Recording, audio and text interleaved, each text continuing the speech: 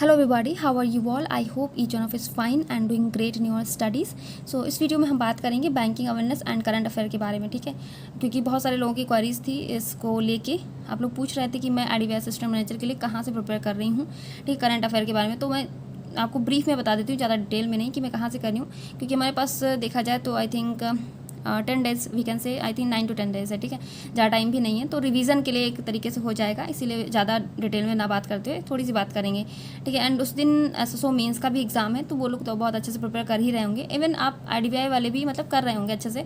Link एक होता है ना कि जो करंट अफेयर का सिनेरियो अभी तक चला आ रहा है, एंड जिन्होंने एग्जीक्यूटिव का पेपर दिया होगा IDBI एग्जीक्यूटिव का, तो उन्होंने देखा होगा कि मतलब करंट कैसी रही है। काफ़ी लोग बोल भी रहे थे कि जो पढ़ के गए थे जैसा वैसी करंट अफेयर नहीं रही है, तो ऐसा नहीं है। देखिए, जिन्होंने एग्ज़ाम जो मेंस के एग्ज़ाम दे रहे होंगे ना, पता होंगी चीज़ें कैसे करंट अफेयर हमारी आ रही है, हमें किस तरह पढ़ने की ज़रूरत है, ठीक है। जो हमारे लास्ट एग्जाम हुए थे IPS के, ठीक है, तो उसमें जैसा कि था IPS PO IPS क्लर्क की बात करें तो उसमें हमारा एक ही मंथ का करंट अफेयर पूछ लिया गया था। मतलब हर उसमें जो एग्जाम में था एक एक मंथ का, लाइक IPS PO में उससे नवंबर के क्वेश्चंस सारे, बहुत मोस्ट ऑफ द क्वेश्चंस आपके नवंबर के ही थे, एंड IPS क्लर्क में दिसंबर के थे। तो ऐसे ऐसे करके था कि हम सोच के जाते हैं कि 6 मंथ का पढ़ के जाना है, लेकिन नहीं, अगर आप पढ़ रहे हो चाहे आप 2 ही 3 महीने का पढ़ के जाओ, लेकिन बहुत अच्छे से आपको मतलब डिटेल में पढ़ के जाना होता है, डेप्थ में पढ़ के, कि उससे अगर कोई क्वेश्चन आए तो वो छूटने नहीं पाना चाहिए, ठीक है। तो ऐसे पढ़ना है आपको, डिटेल में बहुत अच्छे से करंट को कवर करना है, ठीक है। और जो RRB की बात करें उसमें तो सब कुछ था आपका, मतलब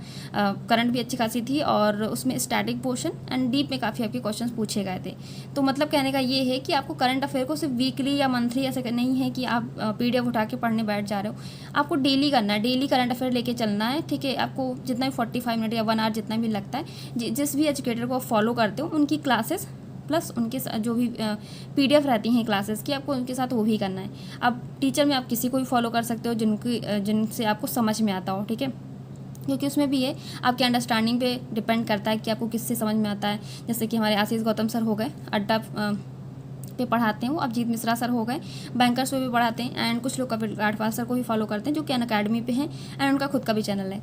तो इन कुछ ही नाम मुझे पता थे, ठीक है, जिन्हें मैं फॉलो करती हूँ, ठीक है। तो मैंने उन्हीं के बारे में बताया है, एंड हो सकता हो कुछ लोगों को और भी। तो मतलब यही कहने का कि आपको जिनसे समझ में आता है आप उनसे कर सकते हो। ऑलिव बोर्ड पे भी हैं सर, जैसे कि आदित्य सर हैं, ठीक है, और भी टीचर्स हैं। तो आपको जिनसे समझ में आता है आपको उनसे करना है। मैंने सिर्फ कुछ स्पेसिफिक टीचर्स के नाम बताएं जिन्हें मैंने फॉलो किया, जिन्हें मैं जानती हूँ, ठीक है। तो आपको करना है, डेली करना है, जैसा कि मैंने बताया, डेली करंट अफेयर आपको करना है।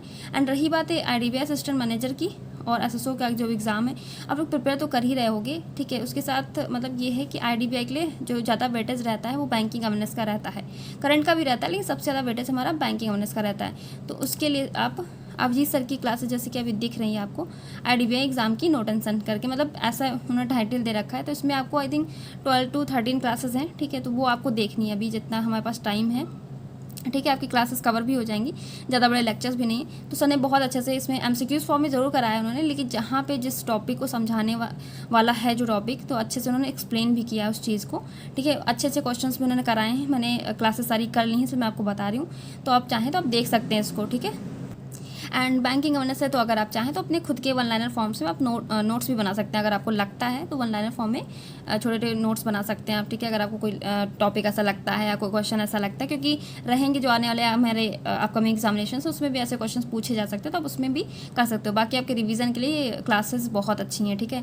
उसके अलावा आप अगर बैंकिंग अवेयरनेस के लिए चाहो तो PDF भी कोई डाउनलोड करके आप उसको भी रीड कर सकते हो, कहीं भी आपको मिल जाएगी। अड्डा 247 हो गया, बोल्ट हो गया, ठीक है, कहीं से भी आप PDF डाउनलोड करके उसको भी आप उसको भी अच्छे से रीड कर सकते हो, ये क्लासेस दे सकते हो। इतना एनफ है, मैंने इतना ही किया है, ठीक है।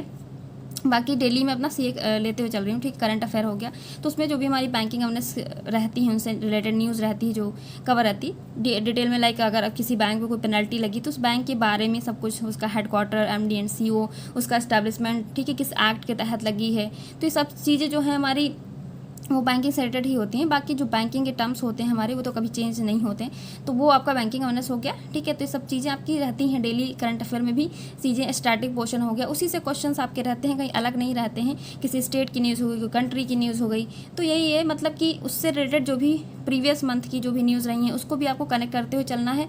उस स्टेट से रिलेटेड जितनी भी न्यूज़ है, उस कंट्री से रिलेटेड जितनी भी न्यूज़ हैं, ठीक है। कोई नए प्रेसिडेंट बने हैं या CM है या गवर्नर है, तो उन्होंने किसको सक्सीड किया है, ठीक है, उस स्टेट में पहले कौन सी स्कीम आई थी, ठीक है, ये सब चीज़ें, वहाँ पे कौन सा नेशनल पार्क है, कौन सा बायोस्फीयर रिजर्व है, वाइल्ड लाइफ सेंचुरीज वगैरह हो गई। तो मतलब ये कहने का है कि आपको उसके साथ साथ सारी चीज़ें कवर करते हुए चलना है, ठीक है, कि आपको अलग से एक्स्ट्रा फंड, मतलब ये नहीं है कि आपको अलग अलग करने की ज़रूरत है। जो भी न्यूज़ करंट में चलती जा रही है, आप उसके साथ ही स्टैटिक और बैंकिंग साथ में लेके चलिए, ठीक है। तो आपको इस तरह करना है, ठीक है। बाकी मतलब हमारा 23 को जो एग्ज़ाम है उसके लिए इतना अच्छे से कर लीजिए, फिर बाकी जो डिटेल में बताना होगा मैं उसके बारे में आपको बाद में बता दूंगी।